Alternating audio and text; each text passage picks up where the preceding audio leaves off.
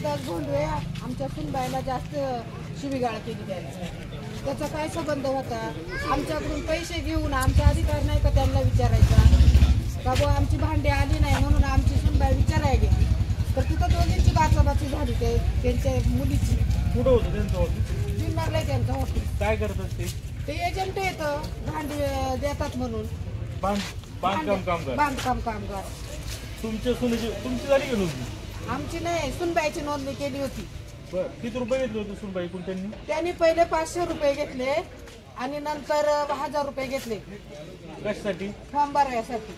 आणि तेच पैसे घेऊन सुद्धा त्यांनी भांडी न देता पोरगी विचारायला गेली. त्यांची पोरगी तिला उलट बोलल्यामुळं ही बोलली. मग यांनी काय शिवीगाळ करावं का तिला? त्यांनी कुठून कायदा आणला शिवीगाळ करायची महिलेला? असं झालं, बाकी दुसरं काही नाही. ज्यावेळी फोन चालू होता त्यावेळी तुम्ही कुठं होते? मी शेती गेलते पण रेकॉर्डिंग केली ना माझ्या सुनबाईने. त्याची सगळी रेकॉर्डिंग आहे आमच्याकडे.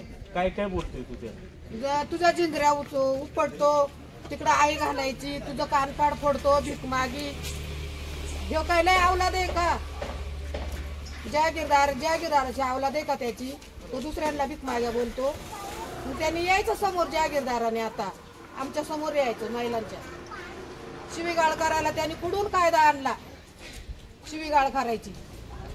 आज त्याच्या मुलीसारखी माझी सून, त्याच्या मुलीला त्याच्या बायकोला शिव्या देतो. आमच्या एखाद्या पोराला सांगतो आम्ही का यांना शिव्या द्या, मग याला किती झोंबल. हा, त्या दोघींमध्ये झाला असताना मग त्याला एक मान्य होता माझा. पण हा नराधामाना एवढी शिवीगाळ केली. हा कित्येक महिलांना बोलत असेल, कित्येक महिलांचे पैसे खात असेल. तुमच्या गावातून किती लोकांनी नोंदणी केली? आमच्या सुनबाई पोराची केली होती. पुन्हा त्याची माझ्या मुलाचं रक्त सुद्धा घेतलाय त्यांनी ते मेडिकलला. ती सुद्धा आमच्याकडे पुरावा आहे. मग त्यांची भांडी काय झाली? त्याची रेणू करायचं 300 रुपये घेतलं.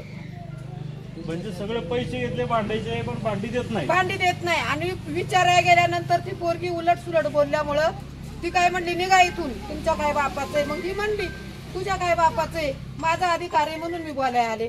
आणि काल सकाळी पोरीला फोन करून आम्ही शेती असताना तिला शिवीगाळ केली. मग आता काय मागणी? पोलिसांकडे मागणी काय? पोलिसांकडे मागणी एवढीच आहे आमची, काय याला काहीतरी कारवाई केलीच पाहिजे याच्यावरती. बाकी आमचा काहीच म्हणणं नाही. हा आता आहे ना, ह्यो आता माझ्या सुनाला बोललाय, अशा कित्येक महिलांना बोलला असेल. पण त्यांच्या मागं कोणी भांड्या नसल्यामुळं तो असाच बोलून गेला. आम्ही पुरावा सादर केला. असा अनेक आदिवासी महिला किंवा कुठल्या महिला असू दे त्यांना हा असा शिव्या देत असत आणि यांना असंच पैशाला पडला असतील. एवढंच माझा म्हणणं आहे का याला पाहिजे अशी शिक्षा करा, नाहीतर माझ्या समोर द्या. त्याचा ऑफिस पण बंद करा.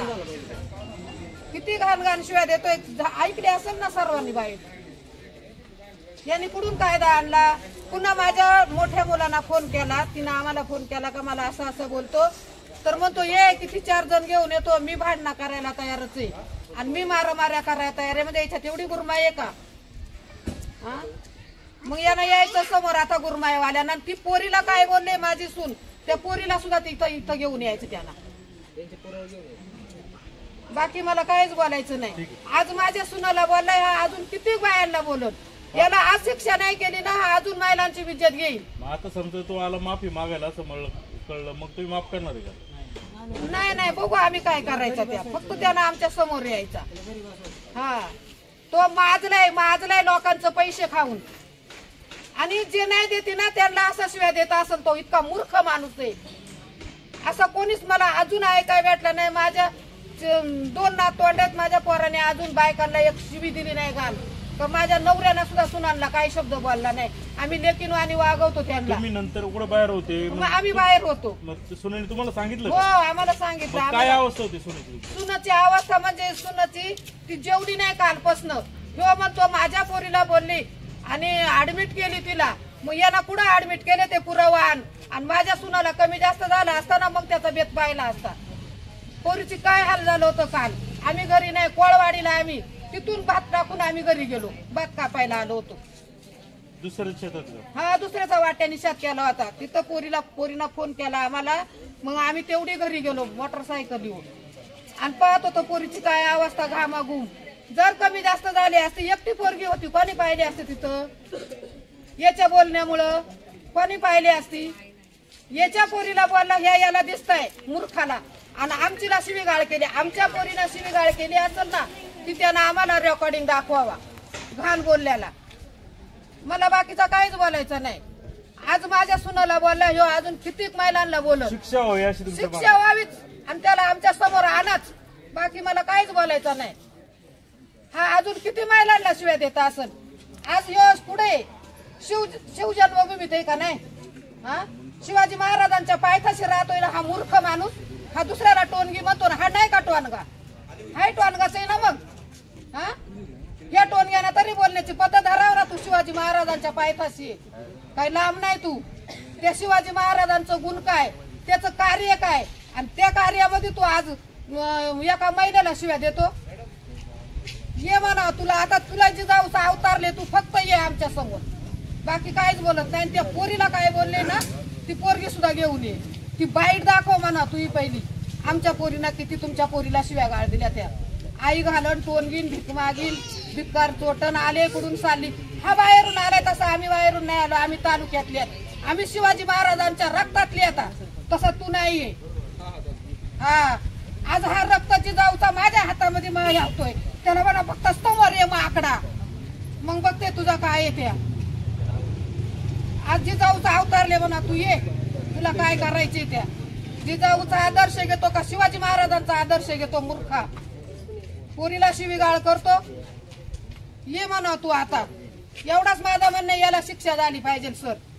बाकी काही बोलायचं नाही. हा सर्वांचं हा डोळे भरून, म्हणजे तो बोललाय तितका. आम्ही भीक मागे असलो तरी आम्ही कष्ट करून खातो. आम्ही कोणाकडे भीक मागती नाही. तसं हा 1500 रुपयाची भीक मागतो लोकांकडं, आणि रुपयाच्या 1 रुपयात भांडी मिळतात म्हणून पोरगी बोलली तर याला नको नको लागला. मग तू भीक मागून खातो, तसं आम्ही कष्ट करून खातो. आम्ही शिवाजी महाराजांचं रक्तात येतं, ते रक्त आमच्या अंगात सळसळून आम्ही शिवाजी महाराजांच्या जीवावरती कष्ट करून खातो. जसं त्यांनी कष्ट केलं तसं आम्ही कष्ट करतो.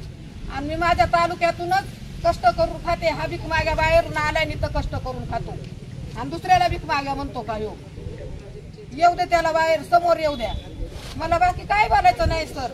त्यांनी त्याच्या मुलीला आमच्या मुलीला घाण शिवी दिली असेल ना, ती मी मान्य करीन. झालं होतं काय तिथं? झालं होतं काय म्हणजे ही गेली तिथं विचारायला.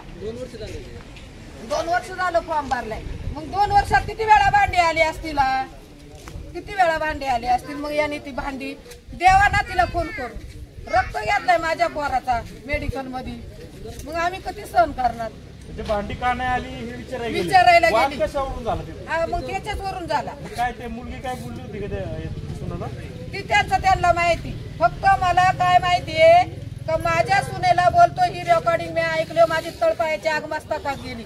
आज आम्ही जिवंत असताना जर आमच्या मुलीला असं कोणी बोलत असं, किती सहन करायचं आपण? हा त्याची कोणी ती पोरगी बोलली असती, त्याची बायको बोलली असती, ती आम्ही सहन केलं असतं. पण यांना नव्हता टोनगी बिनगी बोलायला लागत. काय काय बोललंय.